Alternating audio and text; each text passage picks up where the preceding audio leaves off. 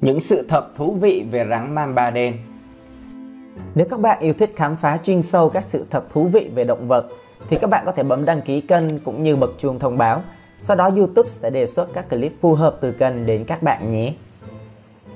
Nhiều người sẽ cảm thấy sợ hãi mỗi khi nghe ai đó nhắc đến từ rắn, vì quả thật những con rắn trông rất đáng sợ và cũng rất kỳ lạ nữa. Trừ phi bằng một cách kỳ diệu nào đó có thể khiến các bạn trở nên yêu thích loài bò sát này. Nếu không thì mình khuyên các bạn nên tránh xa chúng. Và đặc biệt là khi các bạn tình cờ bắt gặp một con rắn mamba đen. Bởi lẽ sức mạnh của chúng trong một số thần thoại châu Phi đã thực sự trở thành những huyền thoại. Và đây cũng là lý do để giải thích vì sao rắn mamba đen thường được mệnh danh là loài rắn nguy hiểm nhất trên thế giới. Liệu chúng có thực sự giống với những gì người ta đã nghĩ hay không? Là câu hỏi mà các chuyên gia nghiên cứu về loài sinh vật này cần phải đưa ra lời giải đáp. Nhưng có một điều chắc chắn rằng rắn mamba đen chưa bao giờ là loài vô hại và thân thiện cả. Và bây giờ hãy cùng chúng mình tìm hiểu lý do vì sao rắn mamba đen lại đạt được danh hiệu này thông qua một loạt sự thật thú vị về chúng nhé. Tình hình là mình mới tạo trang web áo-godzilla.com có bán áo Godzilla cũng như các loại khủng long. Các bạn có thể mua áo ủng hộ mình tại đây nhé. Rắn mamba đen là loài Pterochlyphus, nghĩa là chúng sẽ có những chiếc răng nanh ở trước hàm trên. Và chiếc răng nanh này dài khoảng 6,5mm. Đuôi của rắn mamba đen vừa dài và vừa thon, nó chiếm khoảng 17 đến 25% trên toàn bộ chiều dài cơ thể. Rắn mamba đen nặng khoảng 1,6 kg. Mamba đen trưởng thành có kích thước trung bình khoảng từ 2 đến 2,5 m, với chiều dài tối đa là 4,3 m. Về chế độ ăn, rắn mamba đen thường săn mồi từ những chiếc hang cố định. Chúng thường xuyên quay trở lại nếu nơi đó không có bất kỳ sự quấy rối nào. Rắn mamba đen chủ yếu săn những loài động vật có xương sống nhỏ như chim, đặc biệt là chim non và chim con chưa trưởng thành, và các loài động vật có vú nhỏ như động vật gặm nhấm, dơi, đa man, còn gọi là chuột đá, và vượn thỏ. Nhìn chung chúng thích những con mồi thuộc máu nóng, nhưng đôi khi cũng sẽ săn những loài rắn khác. Ở khu vực Transvaal của Nam Phi, hầu hết tất cả các con mồi của rắn mamba đen đều được ghi nhận là những loài khá nhỏ bé. Chủ yếu bao gồm các loài gặm nhấm và động vật có vú nhỏ hoặc chưa trưởng thành có kích thước tương tự như chim sẻ. Ước tính chỉ nặng 1,9 đến 7,8% khối lượng cơ thể của rắn mamba đen. Tuy nhiên, trong các truyền thuyết kể lại rằng những con mamba đen lớn đôi khi cũng có thể tấn công những loài động vật lớn như đa man đá. Và trong ngôn ngữ của một số bộ lạc, tên của chúng thậm chí còn có nghĩa là kẻ săn đuổi đa man. Rắn mamba đen thường không giữ chặt con mồi sau khi cắn. Thay vào đó, chúng sẽ thả con mồi ra và đợi đến khi con mồi không thể chống chọi lại trong trạng thái toàn thân tê liệt và sau đó chết đi trước khi bị mamba đen nuốt chửng. Tuy nhiên, khi săn và giết một con chim, rắn mamba đen sẽ giữ chặt con mồi để không cho nó bay đi. Hệ thống tiêu hóa mạnh mẽ của rắn mamba đen được ghi nhận là có thể tiêu hóa hoàn toàn con mồi trong vòng 8 đến 10 tiếng đồng hồ.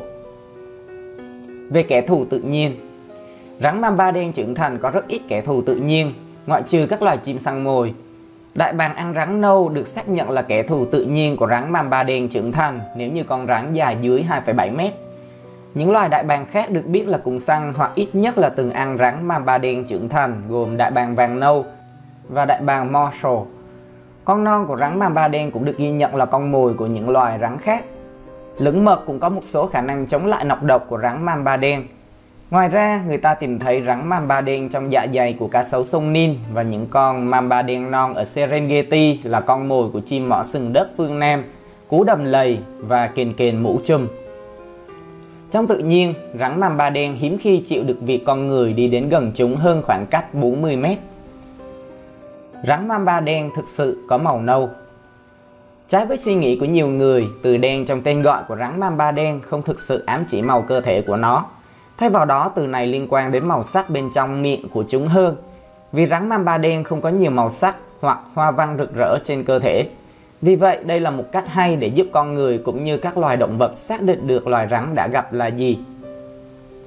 Cơ thể của rắn mamba đen thường có màu nâu nhạt hoặc ô liu dần dần chuyển sang màu nâu sẫm. Những con mamba đen non thường có màu hơi sẫm hơn và nhạt dần khi chúng trưởng thành hơn. Rắn mamba đen di chuyển rất nhanh. Mamba đen là loài rắn di chuyển nhanh nhất trên thế giới. Trên đất bằng, chúng có thể chườn rất nhanh và đạt tốc độ từ 16 đến gần 20 km/h.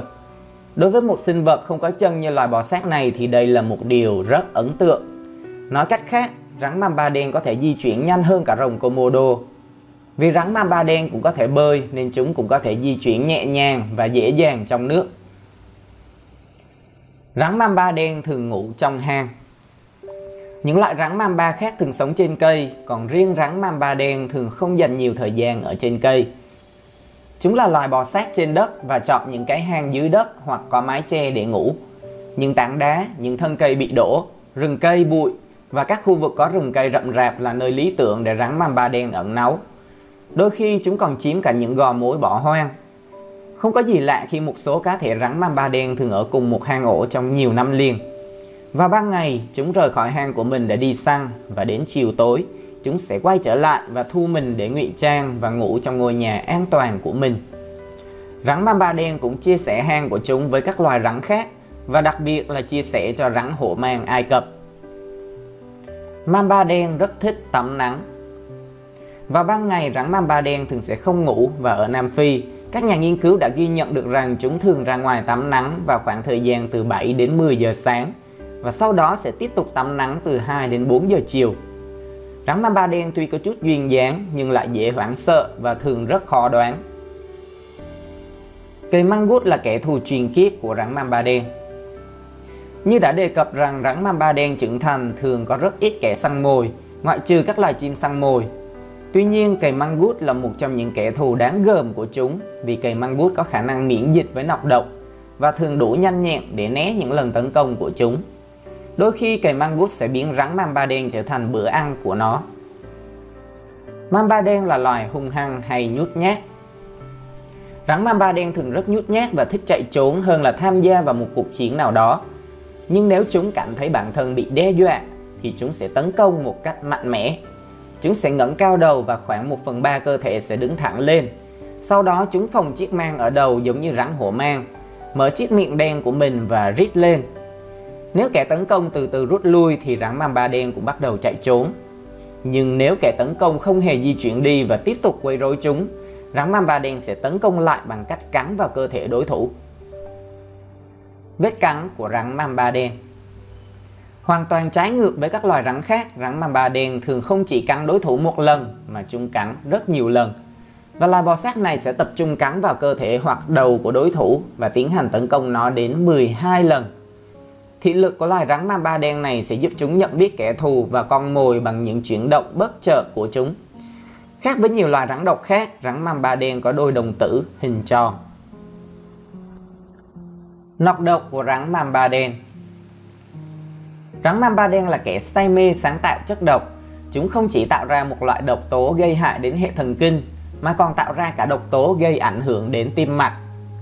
Có đến 400mg nọc độc được truyền vào vết thương vào mỗi lần cắn của chúng, và chỉ khoảng 15 đến 20mg là đủ để giết một người trưởng thành. Trong quá khứ, vết cắn của rắn mamba đen luôn gây tử vong và khiến nạn nhân chết đi chỉ trong vòng 20 phút. Giống như tất cả các loài bò sát khác, rắn mamba đen là loài máu lạnh và dựa vào nhiệt độ bên ngoài để duy trì nhiệt độ cơ thể. Do đó, chúng thường xuyên phơi mình dưới ánh nắng mặt trời vào ban ngày trên những cành cây thấp hoặc một tảng đá. Tuy nhiên, vào mùa hè, chúng có thể buộc phải trú ẩn trong hang nếu hôm đó trời trở nên nắng gắt. Mặc dù rắn mamba đen là loài rắn hoạt động mạnh vào ban ngày, tuy nhiên chúng sẽ chủ động săn mồi cả ngày lẫn đêm.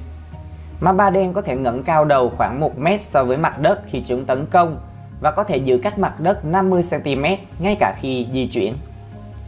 Cũng nhờ có thị lực tốt nên mamba đen mới có thể tấn công những con mồi như động vật gặm nhấm, dơi, chim và thằn lằn nhanh như chớp và để lại nọc độc cực mạnh để kết liễu con mồi. Mamba đen sinh sản như thế nào? Quá trình sinh sản của rắn mamba đen thường diễn ra vào cuối mùa xuân hoặc đầu mùa hè. Sau khi giao phối, con đực sẽ trở về nhà riêng của nó. Con cái sau đó thường sẽ sinh từ 10 đến 25 trứng trong các thảm thực vật đang phân hủy. Sự phân hủy của thực vật sẽ sinh ra nhiệt, giúp làm ấm trứng và đẩy nhanh thời gian trứng có thể nở. Vỏ của trứng cung cấp nước và oxy tiếp cận với các phôi đang phát triển. Những con mamba đen con nở ra dài khoảng 51cm và có màu xanh xám. Con non sinh ra liền sống độc lập ngay lập tức và có thể bắt những con mồi có kích thước bằng một con chuột nhỏ. Trong vòng 1 năm, chúng có thể dài đến 2 mét. Mamba đen sẽ giao tiếp như thế nào? Loài rắn này không có tai ngoài nhưng khá thành thạo trong việc phát hiện các rung động từ mặt đất. Giống như nhiều loài rắn khác, khi bị đe dọa, chúng sẽ thể hiện sự hung hăng của mình cùng với một loạt các tín hiệu cảnh báo khả năng bị tấn công. Về môi trường sống, rắn mamba đen thường cư trú ở các vùng sa van ở Nam Phi và Đông Phi, hoặc những đồi đá và rừng rậm. Chúng thích những không gian thấp, thoáng mát. Ngoài ra, chúng cũng được tìm thấy ở cả các vùng nhiệt đới và ôn đới. Ở vùng ôn đới, chúng được tìm thấy ở sa van, đồng cỏ và quần xã sinh vật rừng. Rắn mamba đen dường như cũng sinh sống ở các khu vực ven sông. Mặc dù chúng sống thoải mái trên cây, nhưng chủ yếu chỉ xuất hiện trên mặt đất. Rắn mamba đen có một cơ quan chuyên biệt được gọi là cơ quan vomeronasal hoặc cơ quan Jacobson. Cơ quan này liên quan đến những trao đổi hóa học của loài và hỗ trợ săn bắt con mồi. Và nó sẽ xử lý các kích thích để giúp rắn phát hiện ra môi trường sống và nơi nào sẽ có những con mồi tiềm năng. Mamba đen di chuyển bằng cách uốn lượn cơ thể theo hình chữ S và dựa vào các vật thể trên đường của chúng như cây cối, những hòn đá, thậm chí là đất hoặc bùn để lấy đà tiếp tục di chuyển. Với phương thức di chuyển này, rắn mamba đen có thể vượt qua những môi trường mà chúng sinh sống một cách thuận lợi. Trong tự nhiên, rắn mamba đen thích sống một mình và chúng chỉ thể hiện tính xã hội khi vào mùa giao phối. Video hôm nay của kênh sẽ dừng lại tại đây. Nếu các bạn yêu thích những chủ đề như thế này, hãy bấm đăng ký cũng như bật chuông thông báo để đón chờ các clip tiếp theo của kênh. Xin chào tạm biệt.